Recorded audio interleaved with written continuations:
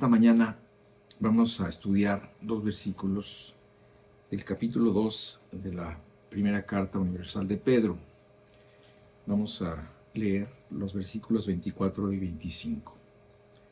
Dice así: quien llevó él mismo nuestros pecados en su cuerpo sobre el madero, para que nosotros, estando muertos a los pecados, vivamos a la justicia, y por cuya herida fuisteis sanados. Porque vosotros erais como ovejas descarriadas, pero ahora habéis vuelto al pastor y obispo de vuestras almas. Aquí en este primer versículo, ¿verdad? Pedro está, podríamos decir, hablando del punto culmen del sufrimiento de Cristo, la cruz. Y aquí está haciendo remembranza a cuatro ideas muy importantes. Nos está diciendo que Jesús llevó nuestros pecados, que nosotros estamos muertos a los pecados, que somos llamados a vivir justamente y que su herida nos sanó. Repito, quien llevó él mismo nuestros pecados en su cuerpo sobre el madero, para que nosotros, estando muertos a los pecados, vivamos a la justicia, y por cuya herida fuisteis sanados. Entonces, el primer punto que toca es el hecho de que Jesús llevó nuestros pecados. Una de las cosas que están claramente establecidas en la Biblia es precisamente la que vimos la semana pasada. Y es que los hombres estamos separados de Dios por nuestros pecados. Pero hay otra cosa más que sucede, la cual es que la ira de Dios está sobre el hombre. Es decir, si de por sí estar separados de Dios es algo grave, a esto se le debe aumentar el hecho de que dice la Biblia que la ira de Dios está sobre nosotros. ¿Y qué quiere decir esto? Bueno, Pablo lo explica en Romanos 1:18, cuando dice: porque la ira de Dios se revela desde el cielo contra toda impiedad e injusticia de los hombres que detienen con injusticia la verdad. Es decir, aquí Pablo nos está diciendo que la ira de Dios está sobre el hombre a causa de su pecado, de su perversión y de su ocultamiento de la verdad. Pablo, hablando de este tema, explica más adelante que esta ira de Dios, además, se va acumulando sobre el hombre conforme pasa el tiempo. Desde luego, si éste sigue manteniendo su dureza y corazón no arrepentido. Nosotros sabemos que muchas veces durante esta vida terrenal, el hombre recibe en carne propia las consecuencias de vivir una vida sin Dios, pero a veces no. Y muchas veces personas malvadas mueren sin haber recibido un castigo por sus actos. Sin embargo, esto no quiere decir que se hayan salido con la suya y que hayan librado la ira de Dios. Y fíjate que si en realidad supieran el castigo que les espera, hubieran rogado que se les castigara aquí, porque está escrito que tarde o temprano la ira de Dios sobre el hombre no arrepentido se manifestará. Para esto, Dios ha establecido el día del justo juicio de Dios. Como dice en Romanos 2, versículos 5 y 6. Dice: pero por tu dureza y por tu corazón no arrepentido, atesoras para ti mismo ira para el día de la ira y de la revelación del justo juicio de Dios, el cual pagará a cada uno conforme a sus obras. Aquí dice que después de morir, estando ante el Creador, la ira de Dios demandará un pago por las transgresiones cometidas contra su ley. Y el castigo no solo será el hecho de estar separado de Dios para siempre, flotando por ahí en algún lugar indeterminado, ¿no? sino que la Biblia dice que tú serás llevado a un lugar donde no solo estarás separado de Dios, sino que en este lugar, al que la Biblia llama infierno, la ira de Dios caerá sobre ti. Este es un lugar del que Jesús habló muchas veces y del cual dijo que deberíamos evitar a toda costa. Así lo dijo en Mateo 5:29, donde Jesús les está diciendo: por tanto, si tu ojo derecho te es ocasión de caer, sácalo y échalo de ti, pues mejor te es que se pierda uno de tus miembros y no que todo tu cuerpo sea echado al infierno. Aquí Jesús usó un ejemplo extremo para enseñarnos que es mejor perder cualquier cosa, hasta lo más querido y lo más deseado, antes que ir a este lugar de tormento. Yo creo que ninguna persona cuerda querría ir allí. Sin embargo, la mayoría de las personas no se dan cuenta que están caminando hacia allá, porque cada paso en dirección contraria a Dios es un paso en dirección al infierno. Esto es algo terrible y parecería, así como lo estoy planteando, que después de morir en el día del juicio, todos seremos aplastados sin remedio y sin defensa por la ira divina en este lugar. Porque en realidad todos lo merecemos, pero no es así. La semana pasada les hablé acerca de la misión de Cristo y que generalmente había confusión respecto a la razón por la que Jesús había venido al mundo. Les decía que Él no vino para ser imitado, no vino para hacer milagros y tampoco para fundar una nueva religión. Pedro, precisamente en este versículo, nos está diciendo claramente que su misión fue llevar Él mismo nuestros pecados en su cuerpo sobre el madero. Esto es, se está refiriendo a una cruz hecha de madera.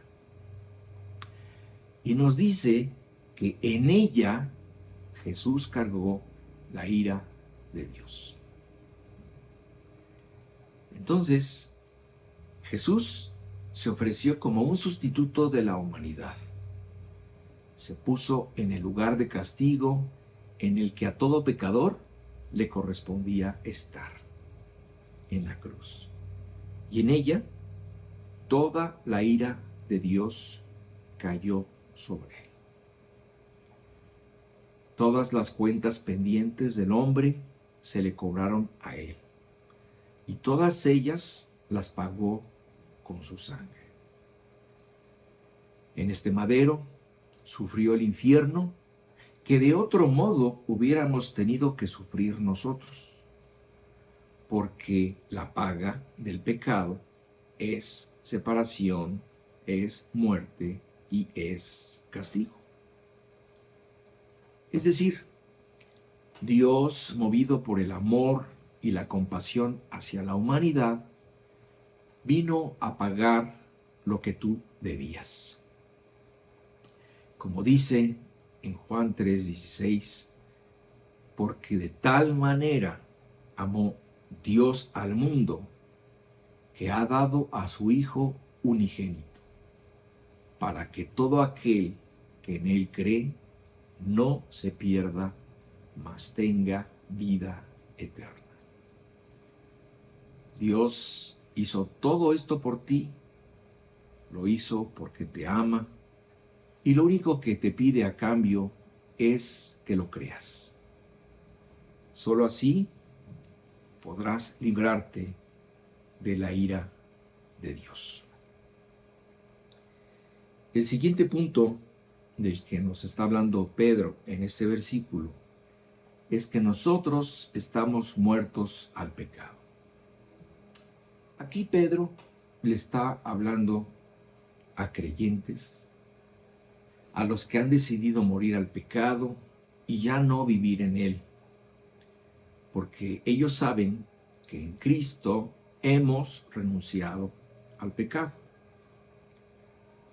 Antes de convertirnos, no ofrecíamos ninguna resistencia al pecado. Más bien nos dejábamos llevar por él o lo buscábamos. Pero en Cristo se nos ha dado la alternativa de luchar contra él. Es verdad, no siempre ganamos. Si somos honestos, pues debemos admitir que seguimos teniendo una lucha contra el pecado que a veces perdemos. Pablo admitía sentirse miserable por vivir atrapado en un cuerpo de muerte. Fíjate cómo lo dice en el capítulo 7 de Romanos, versículos 22 al 24. Dice él, porque según el hombre interior, me deleito en la ley de Dios. Pero veo otra ley en mis miembros que se rebela contra la ley de mi mente y me lleva cautivo a la ley del pecado que está en mis miembros.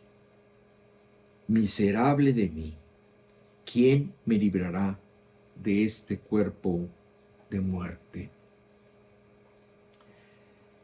Hemos de entender que legalmente estamos muertos al pecado, es decir, ante Dios nuestra deuda de pecado ya fue pagada por Jesús. Sobre este punto no hay reclamo por parte de Dios. Ya estamos limpios en Cristo por haber creído en lo que Él hizo en la cruz. Esto ya es un hecho. Sin embargo, en la experiencia cotidiana, no nos hemos podido librar del pecado. Si nos hemos librado de la culpa del pecado y nos hemos librado de sus consecuencias, pero en la vida práctica a veces tropezamos con él. Esto es un hecho que nadie puede negar, porque además sabemos que para poder vivir plenamente sin pecado, será necesario que nuestra naturaleza cambie. Y esto solo será posible cuando recibamos cuerpos nuevos, cuerpos incorruptibles y perfectos. Y hasta entonces el pecado será erradicado completamente y para siempre de nuestras vidas. Pero mientras nuestra alma siga en este cuerpo, que está hecho de una naturaleza pecaminosa, seguiremos padeciendo por el pecado, como dice Pablo, ¿verdad? Dice, padeciendo en la carne. Desde luego, no podemos entender esta situación como una excusa para pecar. Nadie debe entender nuestra actual condición humana como un permiso para pecar. Así lo entendieron algunos cuando en su lógica pensaban que el profundizar en el pecado sería beneficioso para reclamar más gracia por parte de Dios, pero esto más bien olía a un pretexto que a otra cosa. Dice Romanos 6:1, ¿qué pues diremos? ¿Perseveraremos en el pecado para que la gracia abunde? Y dice Pablo, en ninguna manera. Y no. El creyente se sabe creyente precisamente por su resistencia a pecar, porque esta nueva forma de ver el pecado es un fruto del Espíritu Santo que mora en él. Aquel que no tiene el Espíritu de Dios, pues se entregará sin reservas al pecado, sin remordimiento y sin culpa alguna. En cambio, el creyente que le permite al Espíritu Santo vivir plenamente en él y deja que éste tome el control de su vida, ofrecerá una oposición y de esta forma tendrá cada día más victoria sobre el pecado que desgraciadamente nos acecha. Y como les dije, nos acechará hasta que todo esto pues haya terminado y pasemos a otra etapa de nuestra vida. El tercer punto de este versículo 24 es que somos llamados a vivir justamente. Podríamos decir que este es el objetivo de morir al pecado. Vivir a la justicia. ¿Por qué? Pues porque ya fuiste justificado. Es decir, cuando tú creíste, fuiste hecho justo delante de Dios por medio de Jesucristo. Así lo dice en Romanos 5, 8 y 9. Dice, mas Dios muestra su amor para con nosotros, en que siendo aún pecadores, Cristo murió por nosotros. Pues mucho más, estando ya justificados en su sangre, por él seremos salvos de la ira. Entonces, aquí Pablo está diciendo algo extraordinariamente importante. Dice que estamos ya justificados en su sangre, es decir, en su sangre nosotros ya fuimos hechos justos. Y por esa razón somos salvos, libres de la ira de Dios. Precisamente por esta razón, Dios te pide que seas congruente con lo que ya eres, porque esto es un llamado a vivir una vida nueva, como dice en Romanos 6:4. Dice, porque somos sepultados juntamente con Él para muerte por el bautismo, a fin de que como Cristo resucitó de los muertos por la gloria del Padre, así también nosotros andemos en vida nueva. Es decir, tú fuiste bautizado en su sangre, tú fuiste limpiado por su sangre, ¿verdad? Y en virtud de esto, nosotros somos llamados a andar en vida nueva. En pocas palabras, ¿verdad? En virtud de tu justificación, debes buscar la santidad de tal forma que tu forma diaria de vivir no sea contraria a lo que está anotado en el cielo de ti. Pablo, como les comentaba antes, ¿verdad? Era un hombre santo, pero seguía viviendo en un cuerpo que le impedía ser como él hubiera querido ser. En forma sincera, ¿verdad? Nos habla de su lucha y su deseo de alcanzar la santidad, la perfección, viviendo sin pecado.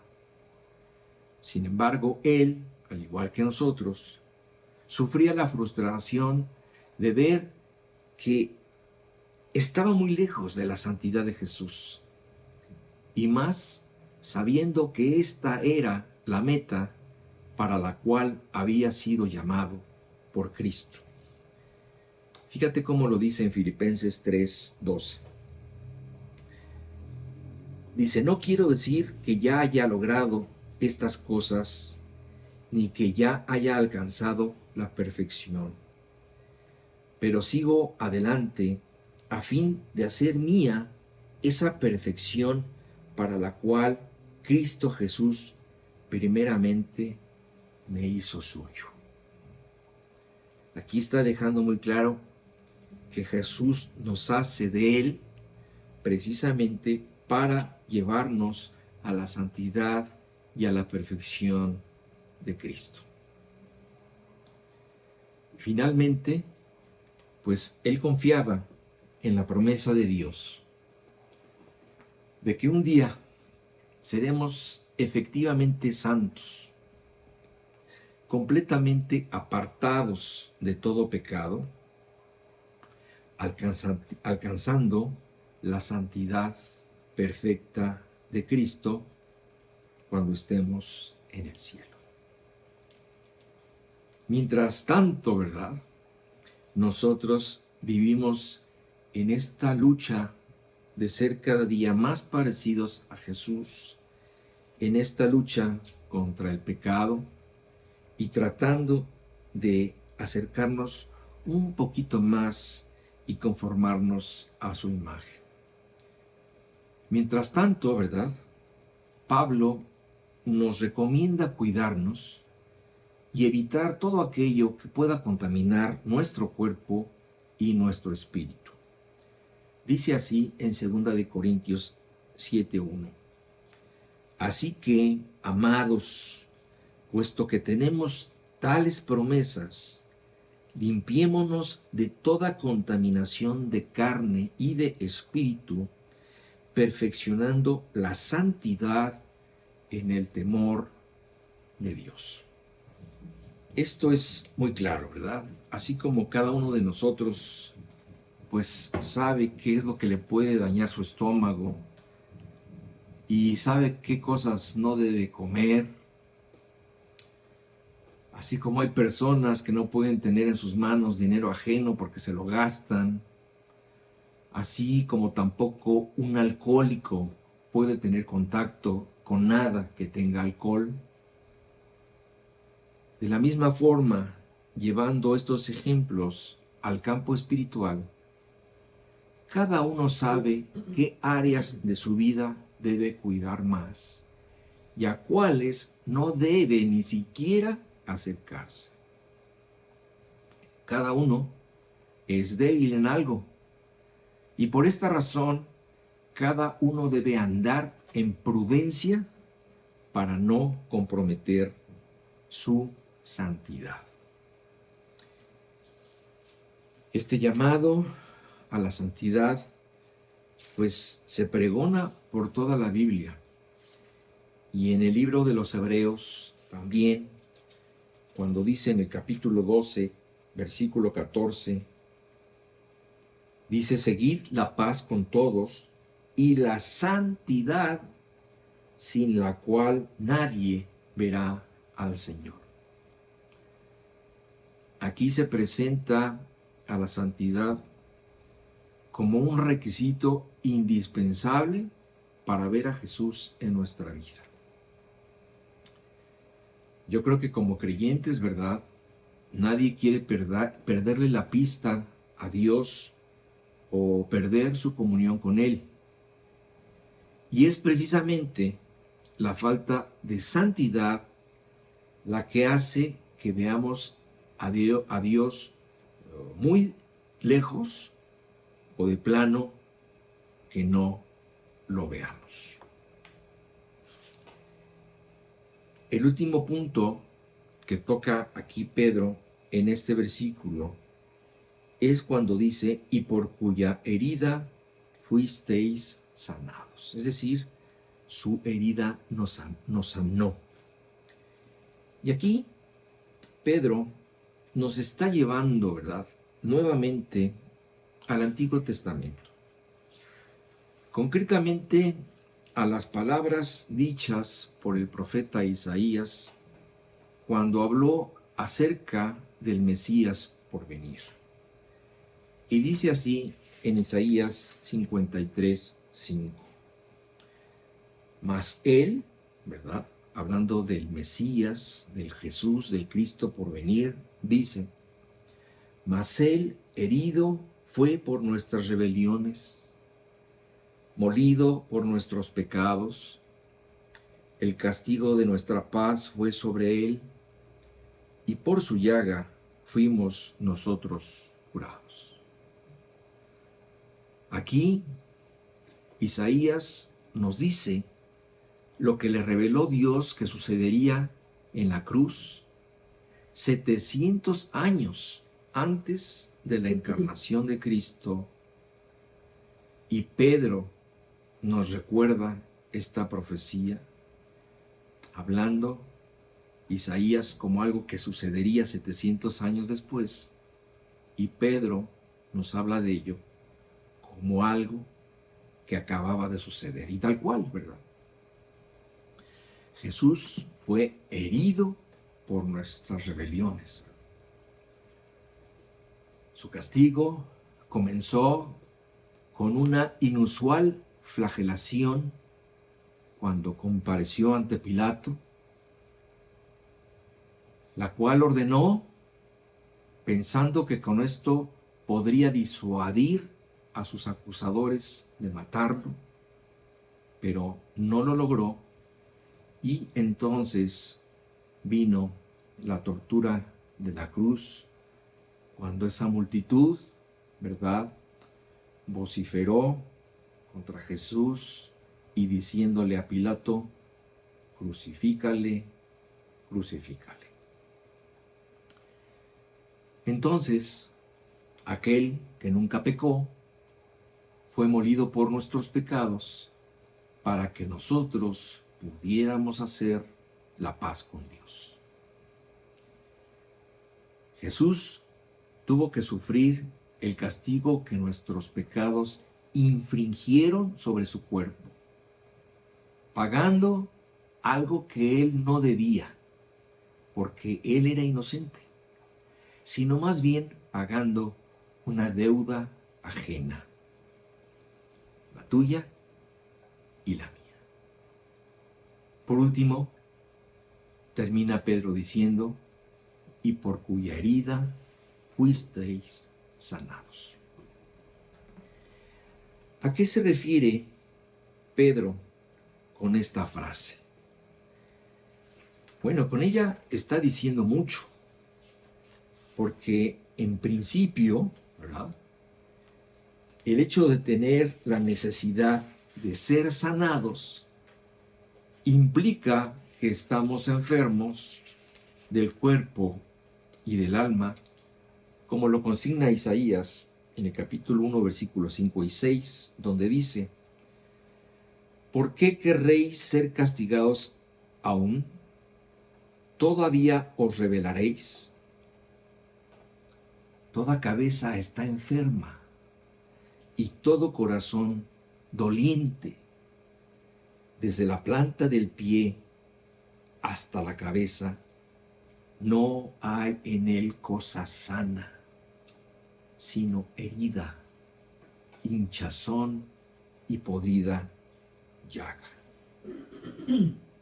No están curadas, ni vendadas, ni suavizadas con aceite.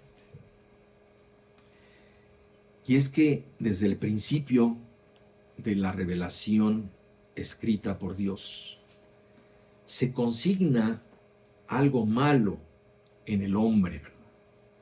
Se nos habla de su constante deseo de hacer el mal y de su tendencia a buscar muchas perversiones, como lo dijo Salomón en Eclesiastés 7:29, donde dijo: he aquí, solamente esto he hallado, que Dios hizo al hombre recto, pero ellos buscaron muchas perversiones. Con esta frase, pues, y por cuya herida fuisteis sanados, Pedro está sumando algo más a los triunfos de la cruz.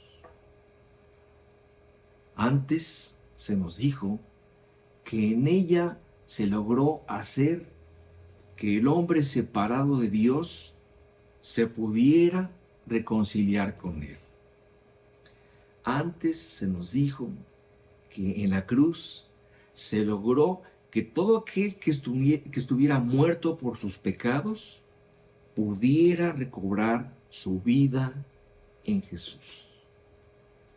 Antes se nos dijo que Jesús también hizo posible librarnos de la ira de Dios que estaba sobre nuestras cabezas como una hacha a punto de caer. Ahora, Pedro nos dice que en la cruz, por su llaga, fuimos nosotros curados.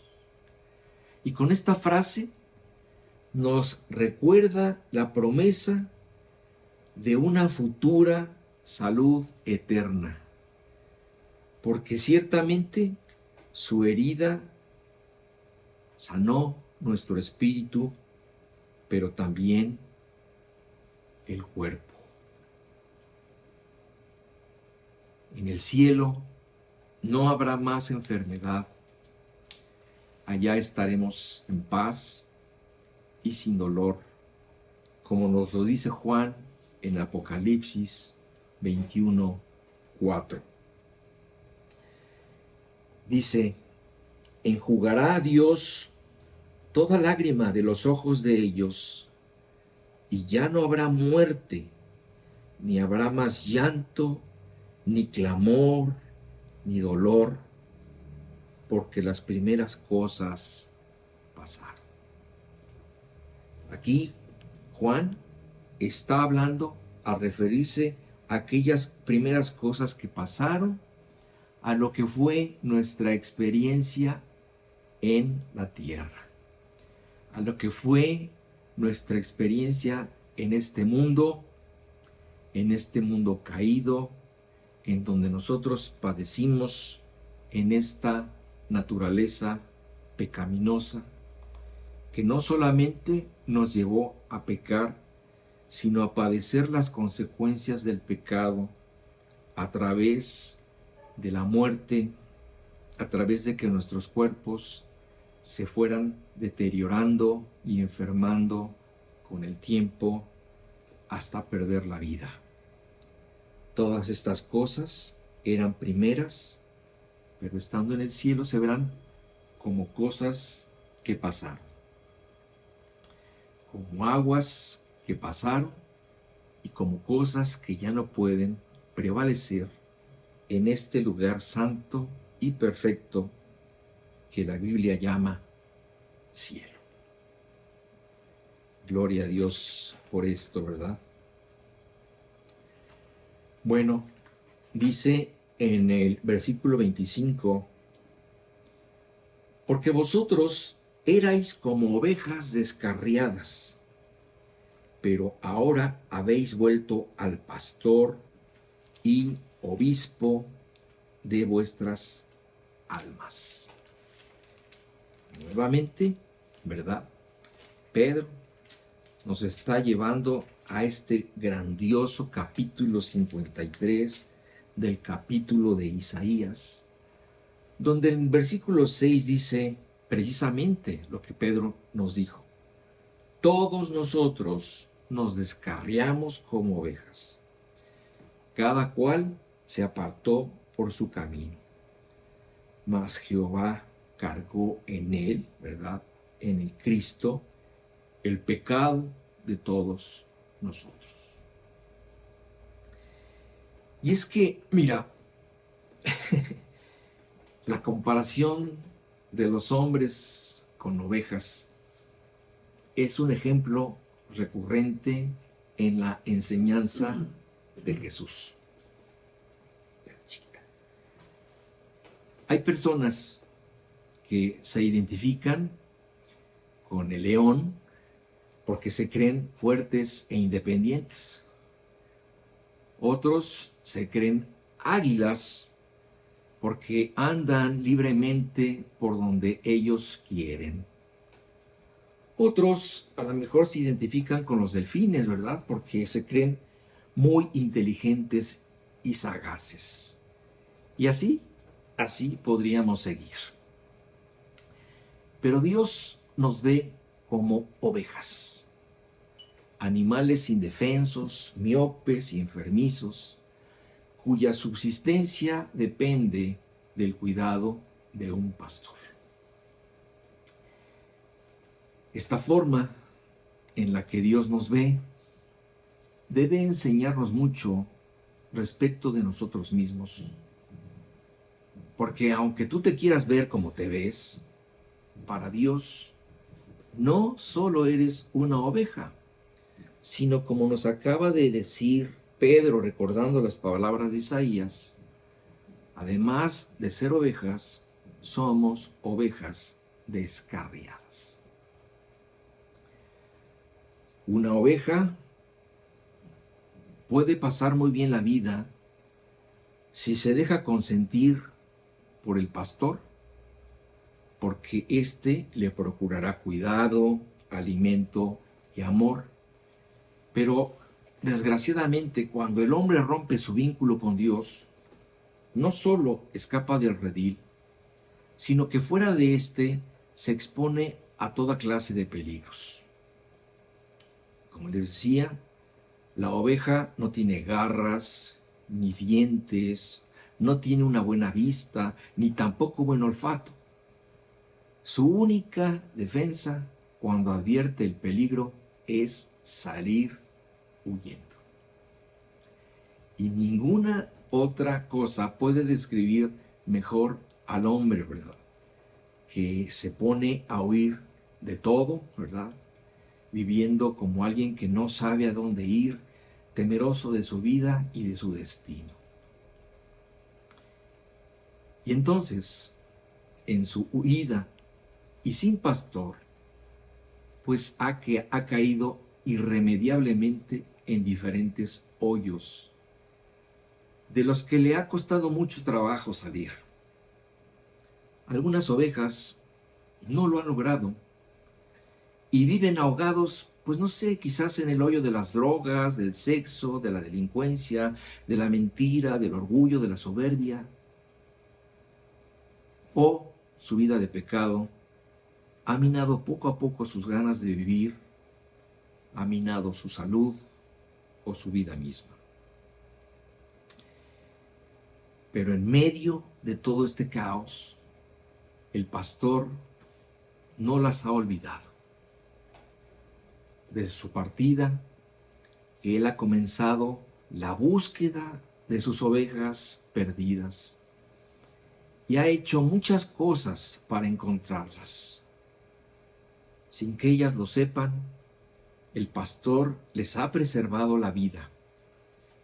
Ha mandado incluso a sus ángeles para protegerlas. Ha enviado a amigos para convencerlas de que regresen a casa. Y seguramente ha hecho cosas por ellas que solo en el cielo podremos saber. Fíjate cómo habla Jesús de esto en el Evangelio de Lucas, capítulo 15, versículo 3 al 7. Entonces les refirió esta parábola diciendo: ¿qué hombre de vosotros, teniendo 100 ovejas, si pierde una de ellas, no deja las 99 en el desierto y va tras la que se perdió hasta encontrarla? Y cuando la encuentra, la pone sobre sus hombros gozoso, y al llegar a casa reúne a sus amigos y vecinos diciéndoles: gozaos conmigo, porque he encontrado mi oveja que se había perdido. Os digo que así habrá más gozo en el cielo por un pecador que se arrepiente que por 99 justos que no necesitan de arrepentimiento. Y la buena noticia de todo esto es que aquel hombre inocente que nunca pecó, aquel hombre que se subió en una cruz para pagar por lo que no debía, aquel hombre por cuya sangre nosotros fuimos sanados, Jesús también es el buen pastor que dio su vida en la cruz por sus ovejas. ¿Sí? por ti y por mí. Así lo dijo en Juan 10:11. Dice, el ladrón no viene sino para huir, para hurtar y matar y destruir. Y dice Jesús, yo he venido para que tengan vida y para que la tengan en abundancia. Yo soy el buen pastor.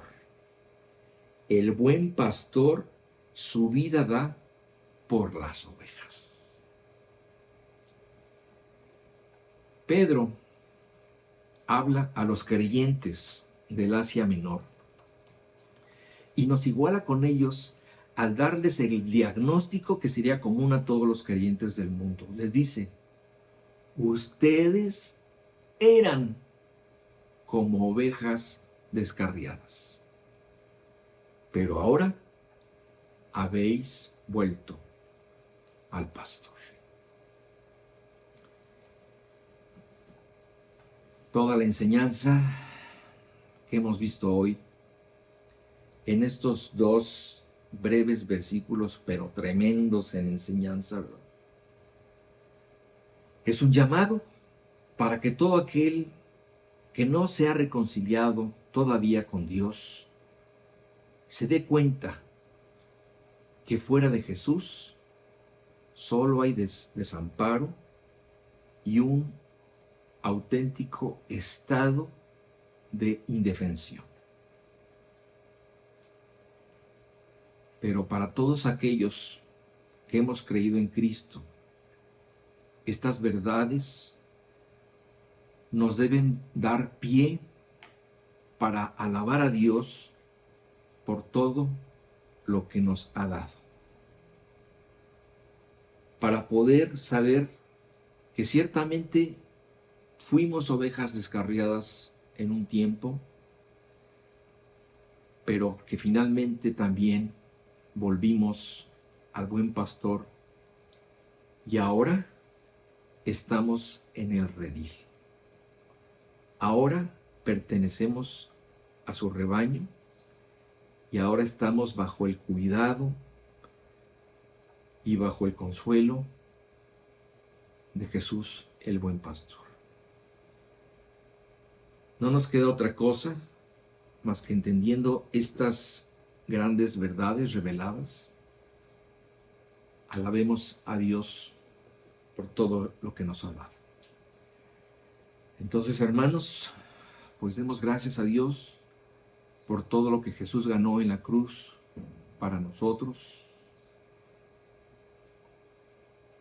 Gracias, Dios, porque pues ahora sabemos que ya no estamos separados de ti. Gracias, Dios, porque tu ira ya no está sobre nosotros. Gracias, Dios, porque pues todo este mal, toda esta situación, toda esta separación quedó en el pasado. Gracias, Dios, porque ahora podemos decir que alguna vez estuvimos perdidos, pero que ya fuimos hallados. Gracias, Dios, como nos lo recuerda Pedro, porque hemos vuelto al pastor y al obispo de nuestras almas. Hermanos, que Dios los bendiga. Maranata. Señor, ven pronto.